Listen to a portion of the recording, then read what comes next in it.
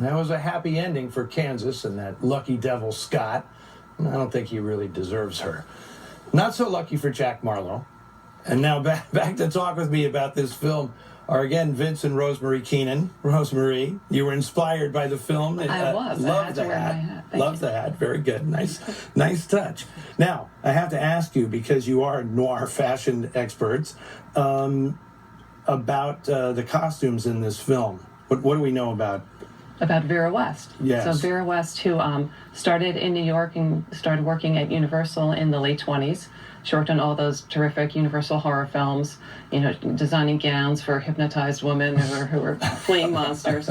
That was a thing. Gowns for hypnotized women. It's kind of her signature. Mm-hmm. Yes. They loved her at Universal in particular because she had a very active role in creating the look for Deanna Durbin, whose movies kept the studio afloat in the 1930s. As Deanna got older, though, Vera found herself on the outside looking in. All of a sudden, Deanna Durbin is being dressed by Adrian and Ori Kelly. And I think that in some ways contributed to Vera's decision to leave Universal in early 1947. Now, I understand, isn't there some kind of mystery to her? There is a mystery. What happened after that is a Noir Alley kind of story. Let me have it. So on June 29th, 1947, she was found dead in her home, technically in her pool. The tenant in her guest house is a photographer named Robert Landry. He's known for taking that iconic pinup photo of Rita Hayworth. He was the technical advisor on Rear Window.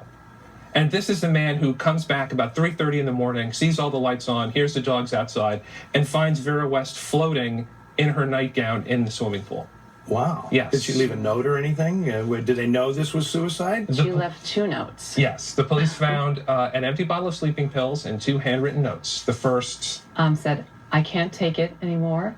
I'm tired of paying blackmail." Wait, tired of paying blackmail? Yes. Right. And this gets pretty rich. Okay. It gets even better, because the second note said, "The fortune teller told me there was only one way to duck the blackmail I have been paying for 23 years. Death." Wow. Yes. Right.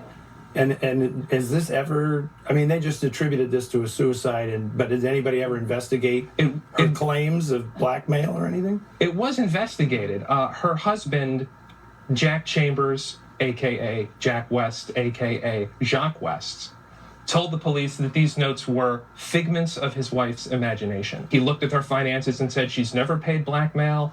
I don't know anything about her seeing a fortune teller." And he said that her health had actually gotten worse recently.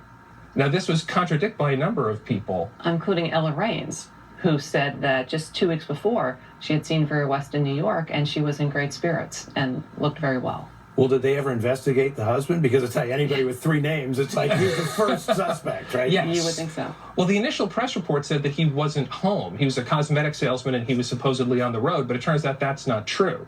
Now, on the night that she was killed, they had an argument.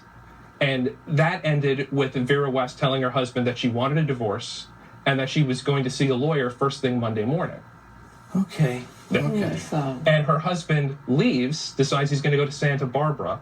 Halfway there, changes his mind, spends the night in his car, drives back to Los Angeles and checks into a hotel in Beverly Hills. And that's where he reads about his wife's death in the newspaper. Something tells me this might be the plot of another Renee Patrick novel. Tell me that you're working this into...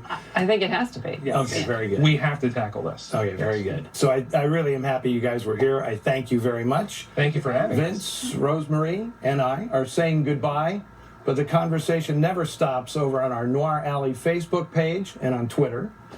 Tune in next week for a special Father's Day edition of Noir Alley. I'll be joined by Julie Garfield, daughter of John Garfield, who will be discussing one of her dad's best film noirs. Now, did you guys see a moral to Phantom Lady? Sure. Never trust your best friend when he says he's off to Brazil. And don't you think we need a Phantom Lady cocktail? Right now. I think we need that right now. Yeah. Okay, very good.